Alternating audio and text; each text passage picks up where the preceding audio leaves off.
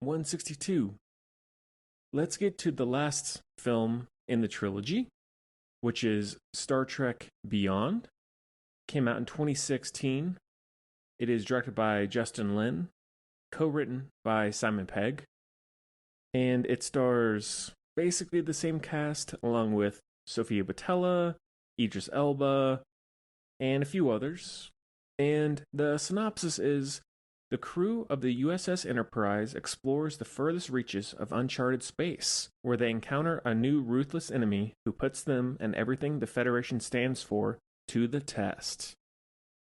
So, like I had alluded to in the previous reviews, I am a big, big fan of this movie. I think it is so underrated, and not to repeat myself too much, but one of the best things about pairing this with Into Darkness or having them one after the other is they're both at about the same level for me star rating wise, but for different reasons. I think they're two totally different movies. I think the tone, the visual style, the plot, it all feels very, very different from Into Darkness, but refreshingly so.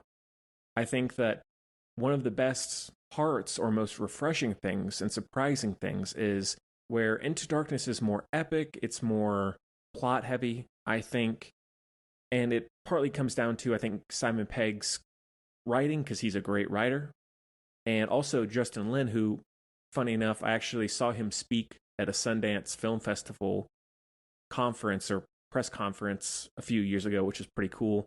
And not to sidebar too long, but he's done a lot of work in the Fast and Furious franchise, more so the latter films, and is mainly a big action director guy. I don't love the Fast and Furious franchise more than a lot of others. So when I heard that he was directing this movie, I was like, okay, I'm not against that, but he wouldn't have necessarily been my first pick. But going back to long circle here, this movie feels almost like an episode of the TV show, like the OG TV show. And even though lots of times when it comes to big franchises, cinematic universes, that sort of thing, I don't like it when it feels more like television, because it just feels like, all right, this is just content now. It's not an actual franchise or big installment within a series. It's just, we need something to put out there. But due to whatever combination of, production and creativity, it comes across like a huge budget version of a TV episode, like a $100 million, $200 million TV episode, but in the best way. I don't know why it works so well in this, but it does. It's very simple plot. It's just good guys versus the villain, who I think Idris Elba, perfect in this role. As with Into Darkness, the motivation and the overall writing is very, very strong.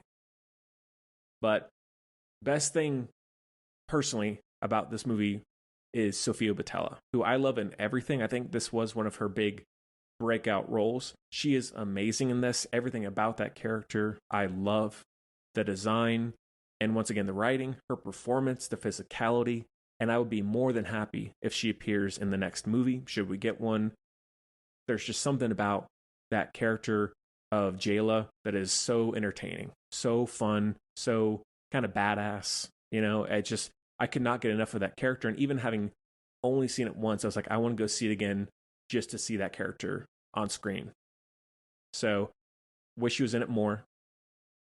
Also, on the point of what makes it work and how it's different from Into Darkness, is it really has more of a focus on character relationships and just having fun with that crew. Like, it's not overly serious. I mean, there is the destruction of the Enterprise, which is awesome. I know that was sort of a pitch for the movie where they're like, I want to destroy the Enterprise. And I think that's a pretty ballsy idea, and I think it really works. And I like the swarm of whatever it is, the electronic or space bees, bugs, whatever it is, who can like eat away at the ship and do his bidding. I think that is really, really cool and very effective within the context of the movie. And when the Enterprise crashes on that planet, like the almost rainbow sort of color palette of this movie, beautiful. The score, once again, always solid in these films. Love the Star Trek theme.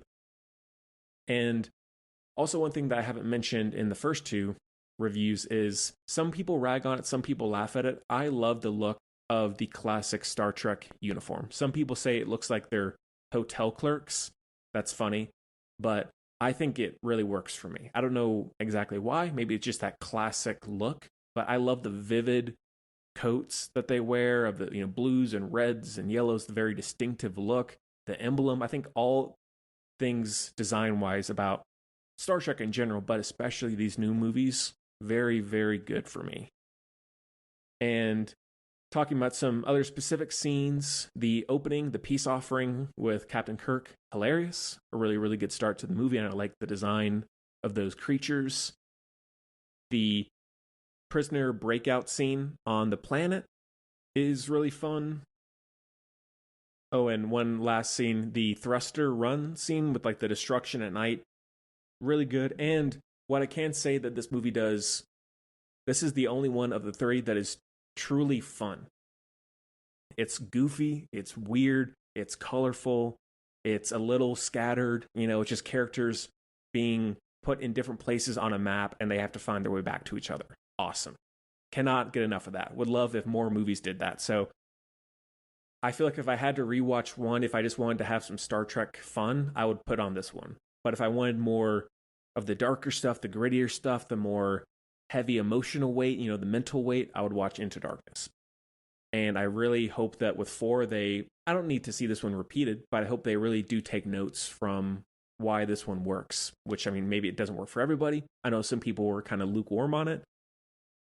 And really, I don't think you need to have even seen the first two. Maybe I'm wrong there, but I think you could easily watch this one being fairly new to Star Trek and get into it and understand the relationships and the overall world, which we can't really say that a lot about big franchises. So I think the standalone nature of each of these movies is a big, big plus.